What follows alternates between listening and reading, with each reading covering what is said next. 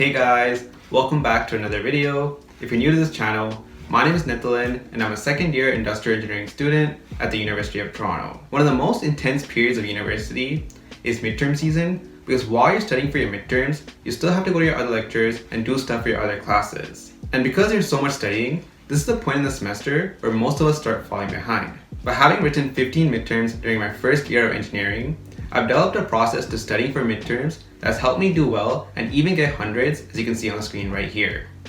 And in this video, I'm going to share with you my detailed approach to studying for midterms without falling behind in your other courses while still having enough time to rest and have fun. So let's get right into it. So as I already mentioned, studying for midterms is different than studying for final exams because you still have classes going on. You might be tempted to over-stress about the upcoming midterm and spend the next 2-3 days just studying for it, but that's the biggest mistake you can make. When you skip lectures and barely study for your other courses, you now start falling behind on that content. And if you have midterms every week or even 2 times a week, like I did during my first year of engineering, you're not going to have enough time to catch up on all the stuff you're behind on. So when it's time for the next midterm, because there's just so much stuff to catch up on, you'll be like, let me just focus on whatever I need for this midterm, and all the other courses I'll figure out when the time comes. The problem with this approach is that it makes studying for future midterms or exams way harder. If you watched other YouTube videos on how to study effectively, you probably heard about something like the forgetting curve or active recall. Now, when you take the approach that I just mentioned, where you focus all your energy and effort to study for the upcoming midterm and focus on the other courses later, you're going to have blocks of intense studying for one subject at a time. But the thing is, the next time you have a midterm or an exam for that course, because you barely engage with that content for like 1 month straight, you're not going to remember much of what you studied before. As a result, when it comes time to study for the next midterm or exam for this course, you're going to have to restudy all the content, even the stuff that you learned for the previous midterm, from scratch to have any chance of doing well on the next exam. And that just requires so much time and energy that we don't have. So what's our solution? Well, if we continue to study for our other courses, even if you have a midterm in the next 2 or 3 days, we can stay somewhat caught up with all our courses in school. Ideally, we should always be on top of our content, so studying for a midterm just becomes a review of our understanding and becomes way less stressful. But I know that's super hard to achieve, and if you're behind a bit, don't worry, you're not screwed. Let's start developing our midterm study plan by thinking about how we're going to split the time that we have. We established that we're still going to be studying and going to lectures for our other courses. But how do we split up the time between doing normal schoolwork and studying for our midterm? Let's say we have 3 whole days to study for our next midterm. I'll focus on these 3 days for now. I'll explain what you have to do on the day of the midterm at the end of the video. We're going to spend half our day studying for the midterm and the other half doing our normal schoolwork. 8 hours of productive studying is more than enough studying per day, and it still gives us enough time to rest and do fun stuff. So half of the 8 hours a day will be spent studying for the midterm, so that's 4 hours a day. And doing that 3 times means I will study in total 12 hours for the next midterm. With our 8 hours of daily studying time, we're not going to split it up into straight 4-hour blocks. We're going to interleave studying for the midterm with studying for our other courses. So you might spend 2 hours studying for your midterm, and then spend 2 hours doing an assignment, come back, spend another 2 hours studying for the midterm again, and then you might have 2 lectures at the end of the day. Also remember to spread out the studying and take breaks in between. Interleaving is good because every time we stop and come back to a topic, we spend time trying to retrieve this information, and this strengthens our connections with the topic in our brain. And also, studying for midterms is just miserable, so splitting it up into small chunks will make it a bit more funner. I know some of you are thinking, what in the world do I do if I only have 2, maybe even 1 day to study for the midterm? Maybe you just procrastinated, or you might have had 2 midterms in a week and you just don't have enough time to study. On that note, my approach to studying for multiple midterms is to reduce stress and only focus on studying for 1 midterm at a time. So back to what I was saying, if you have less than 3 days to study for the midterm, then you want to cut down the total amount of time you're studying for the midterm. Decreasing the amount of time you're studying for the midterm by 2 or 3 hours is not the end of the world, and it makes studying for the midterm a bit more feasible. So now that we established a rough schedule, let's get into what we're going to do with the time we allocated for studying for the midterm. Ideally, you're all caught up. You've been to every lecture, you've done all your homework, and if that's the case, then you can just go to the next step, which is the next timestamp below. But the truth is, for most of us, that's not the case. Assuming you're not behind on all the content this semester, and you've been putting some work and you do understand at least half of what's going on, then the next step we want to take is to fill in any essential gaps that we have. What I mean by essential gaps is like if you skipped a lecture, or you went to a lecture, you just fell asleep and have no clue what's going on, then this is what we want to focus on right now. I'm going to use an example from high school math just to make sure we understand what I mean by this. If you're doing trigonometry and you have no clue what the sine rule is or cosine rule is, then these will be considered essential gaps. but if you're not able to solve like a hard 3D trigonometry problem, even though you might have to know this for the midterm, this is not what I'm going to label as an essential gap. Right now, we want to focus on the really essential stuff, like how to use the sine rule, how to use the cosine rule. Being able to apply these basic concepts and solve really challenging problems is something we'll focus on the next step, which is doing exam-style questions. To fill in these gaps, it's best to rewatch lecture recordings or read your friends' lecture notes. Only spend about 35% of your entire midterm preparation time filling in any gaps. So like we have 12 hours to study for our midterm, so we'll spend like 4 hours doing this. I know if you're behind on a lot of content, then this is not that much time, but to make the most of our limited amount of time, we'll rank the topics that we have to study in order of importance and how much we don't know them. Then we'll work our way down and cover as much as we can in the 4 hours we have. And if you are in this situation and you just don't have enough time to fill in all your gaps, then don't worry, we're gonna hope that the next step, which is doing exam-style questions, will fill in any gaps that are remaining. We're not going to spend any time reviewing content because that's a complete waste of time. And to be honest, doing exam-style questions will act like a review. This is our best way to optimize our studying time. When it comes to exam-style questions, you have the option between doing past paper problems, assignments, tutorials, or homework questions. You want to spend time on doing problems which are the right level of difficulty and relevant to your upcoming midterm. Usually this is past paper problems, but if the professor writing the exam has changed recently, or you just don't have any past papers available, then you want to resort to assignments, tutorials, and homework questions. Doing exam-style questions is going to be the majority of our midterm preparation process, and there are a few things we want to keep in mind when doing this. First, actually do the questions. I know doing questions can take a lot of time, especially if you have to write a lot or do a lot of calculations, but just reading over the solutions is the most useless thing you could do. Because how in the world would you actually know if you know how to do the question if you don't actually do the question? That being said, to save a bit of time writing, if the question is memorization based, then just say the answer out loud or write bullet point solutions. And if it's a calculation based problem, I do think it's important that you do the entire question properly, because sometimes you never know what concepts are really involved in the problem till you actually do the problem. When you're doing these questions, if you get it right, then that's great.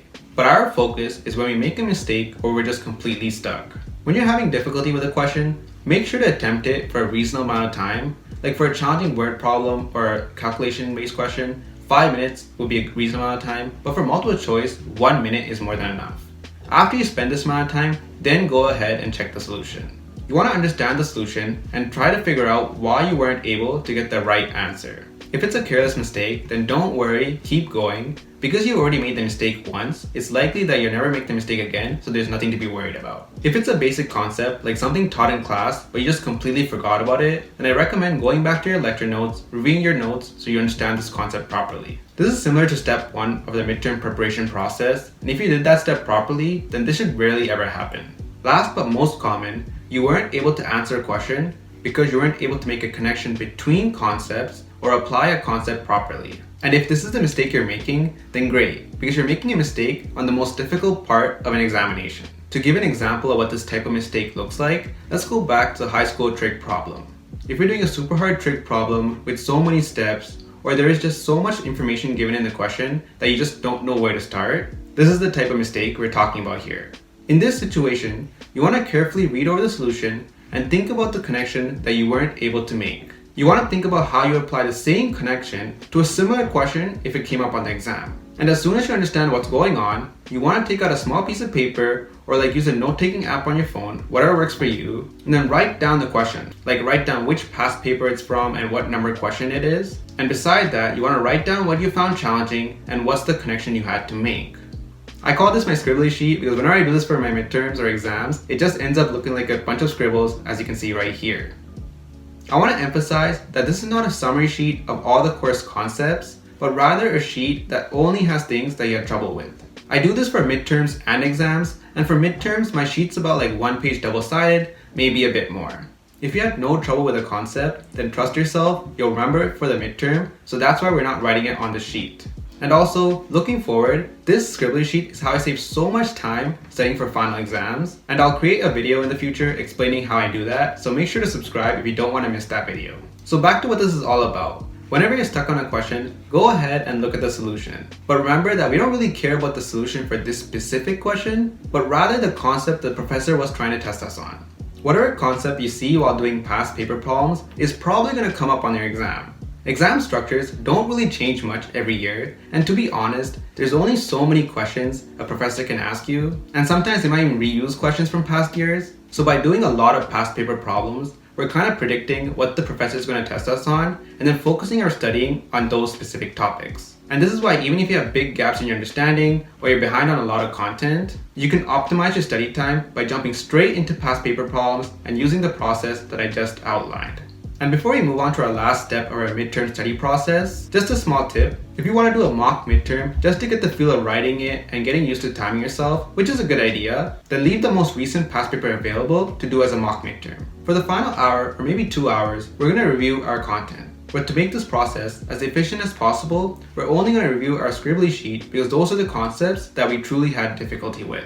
So if there were any exam questions that you're stuck on or key concepts that you've written down, then just briefly go over them. Because we're doing so many past papers in the span of 3 days, this step kind of just helps me slow down and actually think about what I just did. Because the last thing I want is when I'm writing the midterm to see a question that I've seen before, but completely blank out because all the past paper problems I've done in the past few days is just mixed up in my head. After you've done this, you want to go ahead and make a cheat sheet. For more math involved courses, you probably are allowed to bring a cheat sheet to the exam, but even if your course is like memorization based or you're not allowed to bring a cheat sheet, it's still good practice to make a cheat sheet so you can visualize the big concepts in the course. I'm going to walk you through how you should make a cheat sheet by making one with you. It's going to be for Calc 1, so if you don't understand a few of the concepts, then hopefully the visuals on the screen will help you get a sense of what I'm trying to do here. A good cheat sheet should have very minimal writing on it.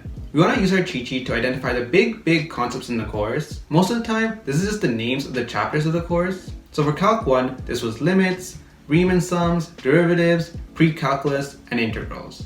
So after identifying the big concepts, our next step is to connect the key subtopics, which is just the main focus of each lecture, to these big concepts. So as you can see here, we're using a mind map because this helps keep the branches and the connections organized. So some of the lecture topics for derivatives were Euler's method, L'Hopital's rule, rates of change, optimization. So all I'm going to do is connect these key subtopics to the big concept of derivative. We're not putting every single detail from our lecture notes on our cheat sheet. It's kind of just the key topics and essential formulas that you need.